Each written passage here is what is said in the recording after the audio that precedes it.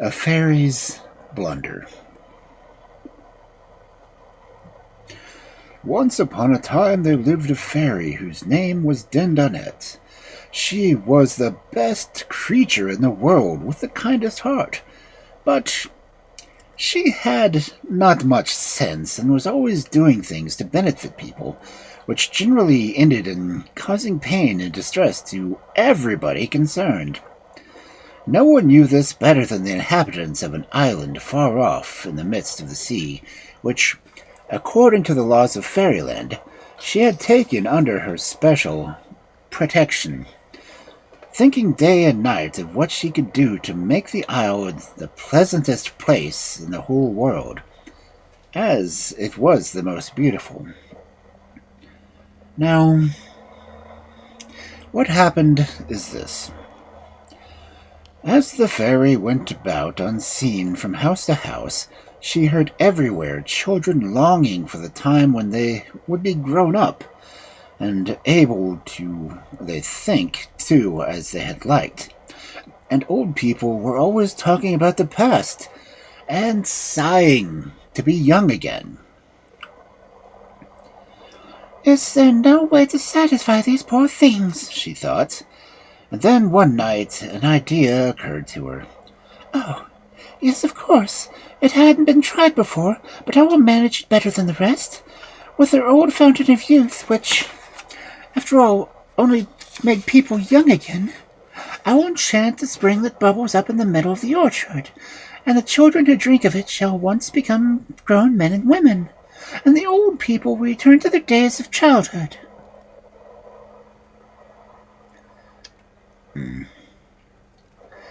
And without stopping to consult one single other fairy who might have given her good advice, off rushed Dindonette to cast her spell. It was the only spring of fresh water in the island, and at dawn was crowded with people of all ages come to drink at its source. Delighted at her plan for making them all happy, the fairy hid herself behind a thicket of roses and peeped out whenever footsteps came that way. It was not long before she had ample proof of the success of her enchantments. Almost before her eyes, the children put on the size and strength of adults, while the old men and women instantly became helpless, tiny babies. Indeed, so pleased was she with the result of her work that she could no longer remain hidden, and went about telling everybody what she had done, and enjoying their gratitude and thanks. But after the first outburst of delight at their wishes being granted, people began to be a little frightened at the rapid effects of the magic water. It was delicious to feel yourself at the height of your power and beauty, but you would always wish to keep it. Now, this was exactly what the fairy had been too much of a hurry to arrange. So no sooner had the children become grown up and the men and women became babies, than they all rushed to an old age at an appalling rate. The fairy only found out her mistake when it was too late to set it right. When the inhabitants of the island saw what had befallen them, they were filled with despair and did everything they could think of to escape from such a dreadful fate. They dug wells at their places so that they should no longer need to drink from the magic spring. But the sandy soil yielded no water, and the rainy season was already past. They stored up the dew that fell and the juice of fruits and of herbs, but all of this was a drop in the ocean of their wants. Some threw themselves into the sea, trusting that the current might carry them to other shores. They had no boat. And a few, still more impatient, put themselves to death on the spot. The rest submitted blindly to their destiny. Perhaps the worst part of this enchantment was that the change from one age to another was so rapid that no person had the time to prepare himself or herself for it. It would not have mattered so much if the man who stood up at the Assembly of the Nation to give his advice as to the peace of war had looked like a baby, but as long as he spoke with the knowledge and sense of a full-grown man. But, alas, with the outward form of an infant, he had taken on its helpless and foolishness, and there was no one who could train him to better things.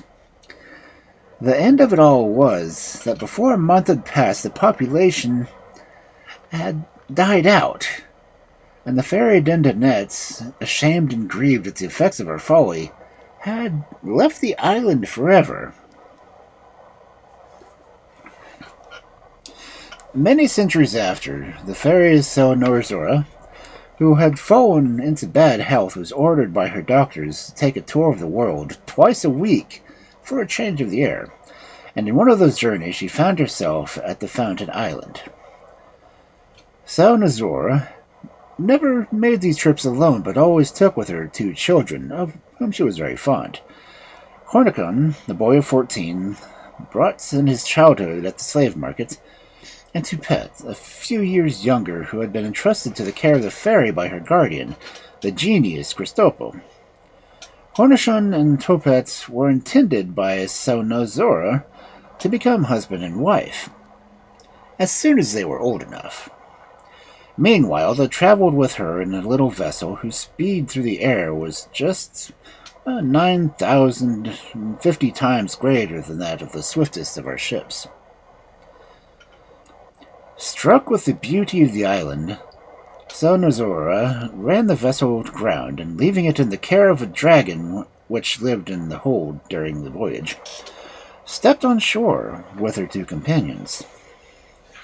Surprised at the sight of a large town whose streets and houses were absolutely desolate, the fairy resolved to put her magic arts to practice and to find out the cause. While she was thus engaged, Cornichon and Toupette wandered away by themselves, and by arrived at the fountain, whose bubbling waters looked cool and delicious on such a hot day. Scarcely had they each drunk a deep draught when the fairy, who by this time had discovered all she wished to know, hastened to the spot. "Beware! Beware!" she cried, the moment she saw them. "If you drink the deadly poison, you will be ruined forever." "Poison?" answered Toupette.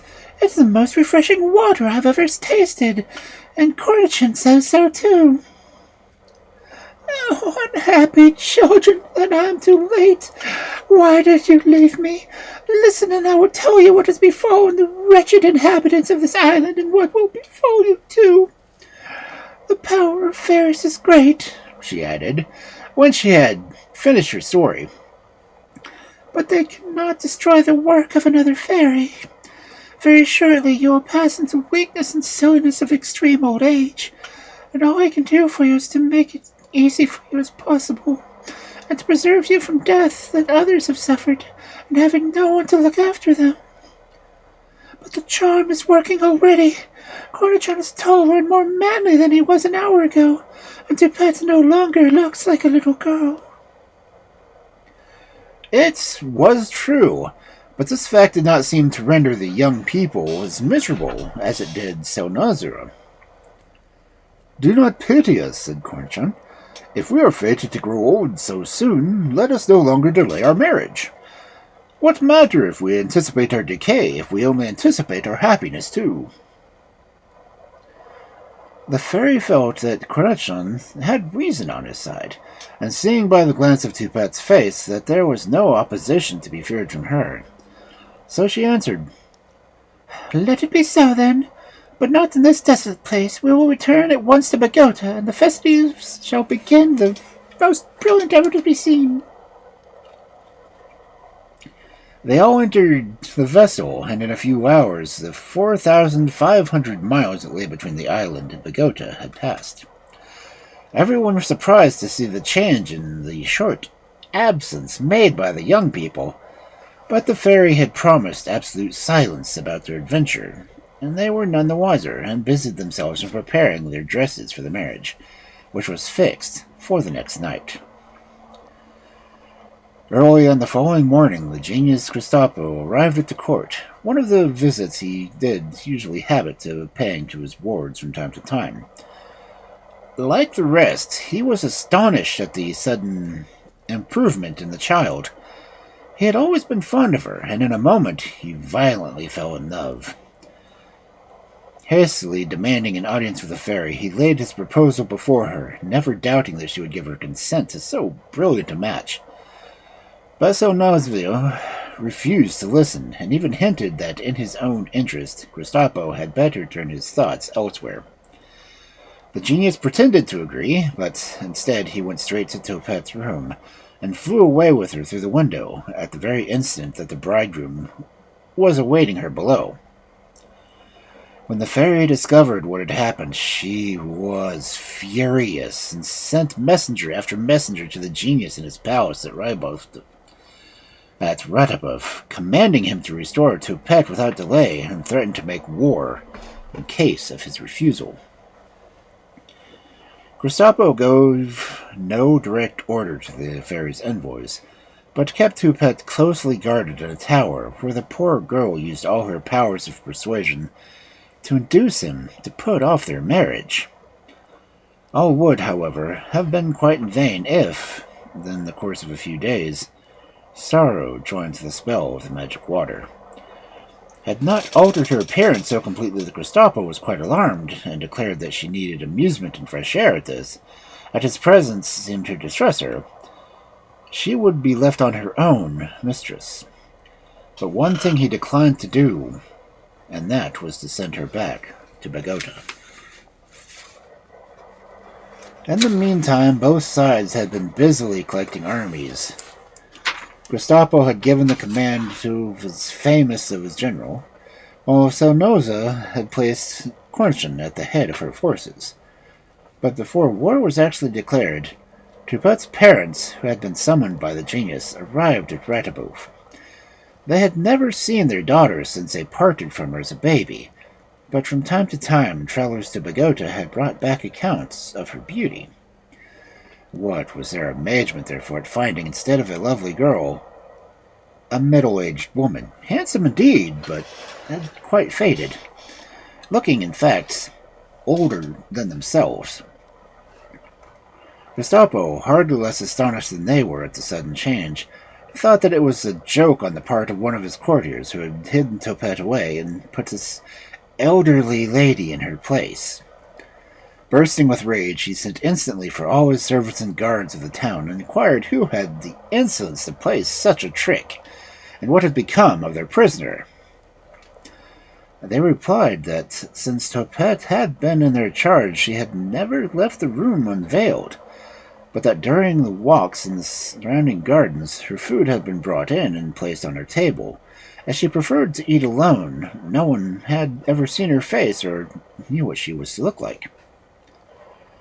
Servants were clearly speaking the truth, but Kristapo was obliged to believe them. But, he thought, if they had not a hand in this, it must have been the work of the fairy. And in his anger he ordered his army to be ready to the march.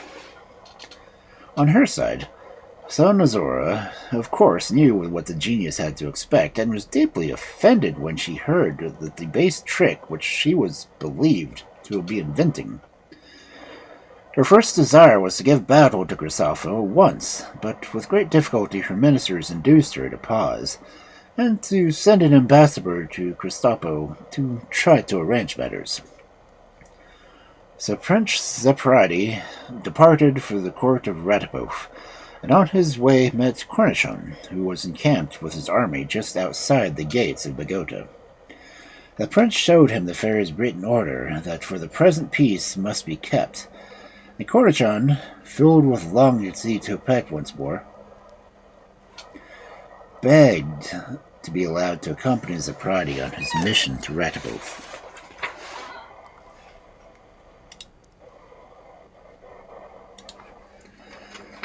By this time the gentleman's passion for Topette, which had caused all these troubles, had died out, and he willingly accepted the terms of peace offered by Zeprati, though he informed the prince that he still believed the fairy to be guilty of the dreadful change in the girl.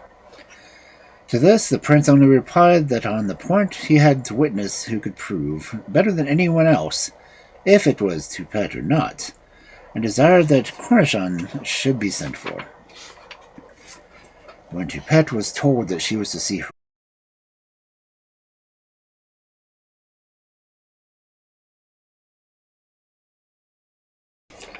but soon the recollection came to her of all that had happened, and she remembered that Cornichon would be changed as she was as well. The moment of their meeting was not all happiness, especially on the part of Toupette, who could not forget her lost beauty, and the genius who was present was at last convinced that he had not been deceived, and went out to sign the treaty of peace, followed by his attendants. "Oh, Toupette, my dear Toupette!" cried Cornichon, as soon as they were left alone. "Now that we are once more united, let our past troubles be forgotten." "Our past troubles?" answered she. "What do you call our lost beauty and dreadful future before us? You are looking 50 years older than when I saw you last, and I know too well that fate has treated me no better." "Oh, do not say that," replied Cornichon, clasping her hand. "You are different, it is true, but every age has its graces, and surely no woman of 60 was ever handsomer than you. If your eyes had been as bright as yours, they would have matched badly with your faded skin. Wrinkles which I notice in your forehead explain the increased fullness of your cheeks, and your throat is withering elegance and decay. Thus the harmony shown by your features, even as they grow old, is the best proof of your former beauty." "Oh, monster!" cried Toupette, bursting into tears. "Is that all the comfort you can give me?" "But, Toupette," answered Cornichon, "you used to declare that you did not care for beauty as long as you had my heart." "Yes, I know," she said. "But how can you go on caring for a person who is old and plain as I?" "Toupette, Toupette," cried Cornichon, "you are only talking nonsense. My heart is as much yours as it ever was, and nothing in the world can make any difference." At this point of the conversation, the Prince Zeprati entered the room, with the news that the genius, full of regret for his behavior, had given Cornichon full permission to depart for Bogota as soon as he liked, and to take Toupette with him, adding that, though he begged they would excuse his taking leave of them before they went, he hoped, before long, to visit them in Bogota. Neither of the lovers slept that night. Cornichon from joy at returning home, and Toupette from the dread of the blow of her vanity which awaited her at Bogota. It was hopeless for Cornichon to try to console her during the journey with the reasons he had given her the day before. She only grew worse and worse, and when they reached the palace went straight to her old apartments, entreating the fairy to allow both herself and Cornichon to remain concealed, and to see no one. After some time after their arrival, the fairy was taken up with the preparations for the rejoicing which were to celebrate the peace, and with the reception of the genius, who was determined to do all in his power again to regain Zenova's lost friendship. Cornichon and Toupette were therefore left entirely to themselves, and though this was only what they wanted, they began to feel a little neglected. At length, one morning, they saw from their windows that the fairy and the genius were approaching, in state, with all their courtiers in attendance. Toupette instantly hid herself in the darkest corner of the room.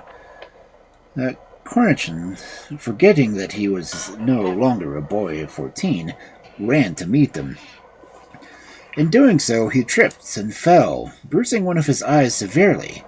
At the sight of her lover lying helpless on the floor, Toupette hastened to his side, but her feeble legs gave way under her, and she almost fell on top of him, knocking out 3 of her loosened teeth against his forehead.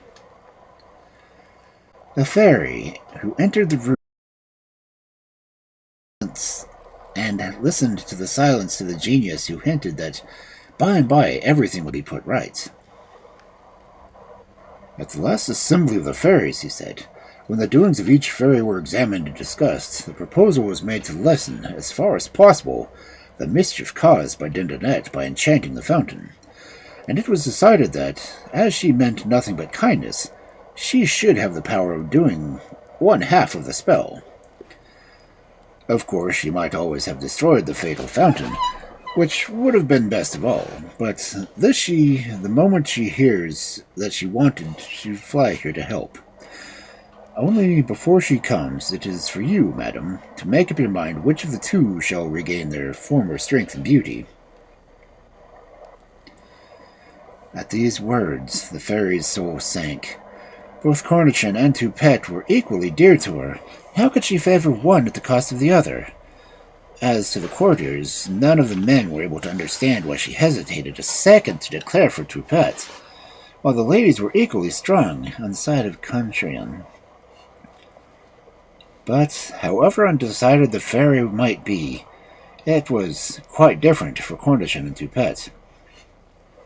"Ah, my love," exclaimed Cornichin, "at length I shall be able to give you the best proof of my devotion by showing you how I value the beauties of your mind above those of your body.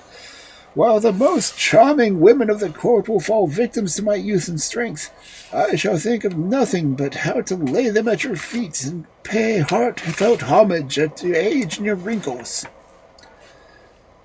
"Not so fast," interrupted Toupette. "I don't see why you should have it all. Why do you heap such humiliations upon me? But I will trust to the justice of the fairy, who will not treat me so." Then she entered her own rooms, and refused to leave them, in spite of the prayers of Cornichin, who begged her to let him explain. No one at the court thought or spoke of any subject during the few days until the arrival of Dindonette, whom everybody expected to set things right in a moment. But, alas, she had no idea herself what was best to be done, and as always adopted the opinion of the person she was talking to. At length the thought struck her, which seemed the only way of satisfying both parties, and she asked the fairy to call together all the court.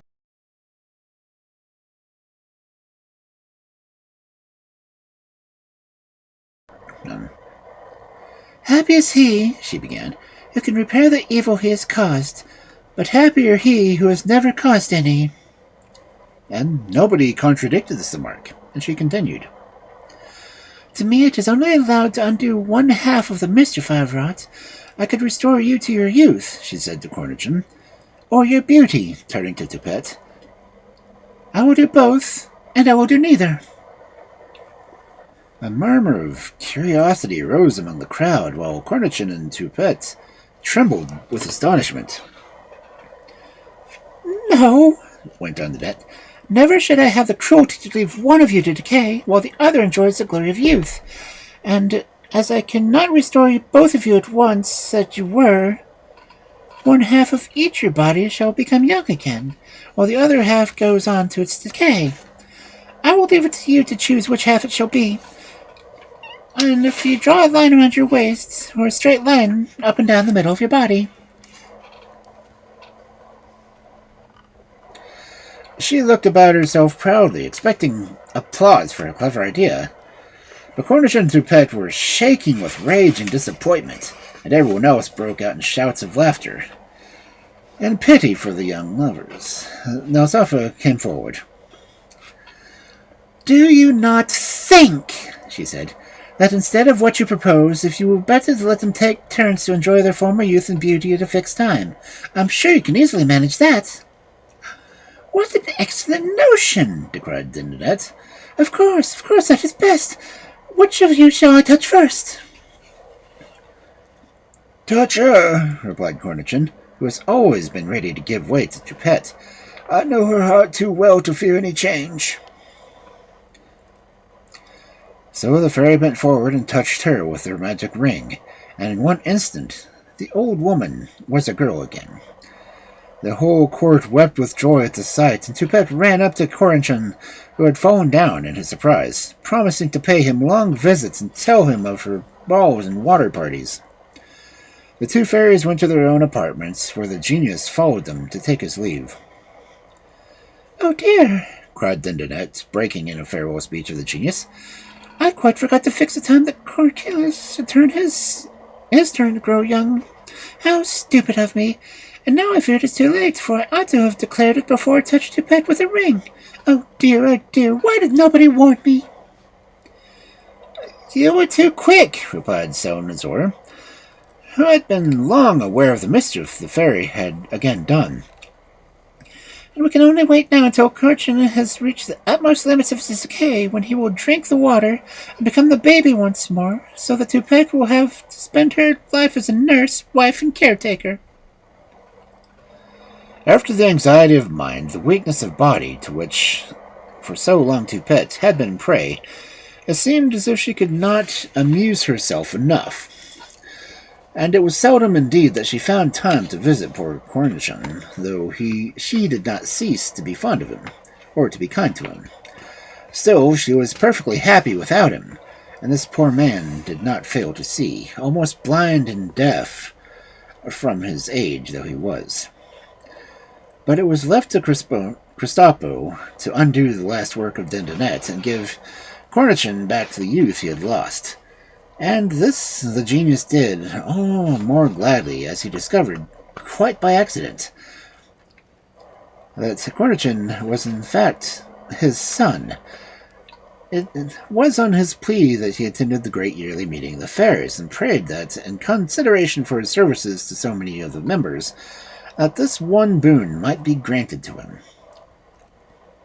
Such a request had never before been heard in Fairyland, and was objected to by some of the older fairies, but both Kristopo and Sonazora were held in such high honor that the murmurs of disgust were set aside. At the last, victims of the enchanted fountain were pronounced to be free of the spell.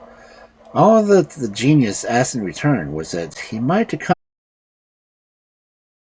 consent to be present when his son assumed his proper shape. They had made up their minds that they should tell Toupette that they had found a husband for her, and to give her a pleasant surprise at her wedding, which was fixed for the following night. She heard the news in astonishment, and felt many pangs of grief, which Cornichon would certainly feel at being place taken by another.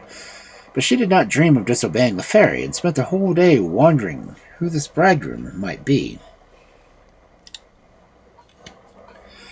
At the appointed hour, a large crowd assembled at the fairy's palace, which was decorated with the sweetest flowers known only to Fairyland. Toupette had taken her place, but where was the bridegroom? "Fetch Cornichon," said the fairy to her chamberlain. But Toupette interposed. "Oh, madam, spare him, I entreat you, this bitter pain, and let him remain hidden and in peace." "It is necessary that he should be here," answered the fairy, "and he will not regret it."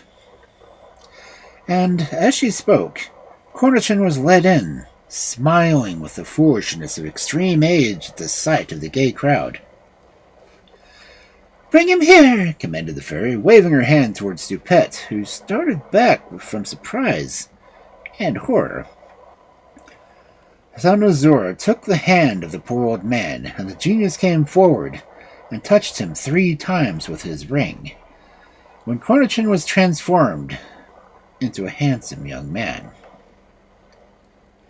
"May you live long," the genius said, "to enjoy happiness with your wife, and to love your father." And that was the end of the mischief wrought by the fairy Dindonette.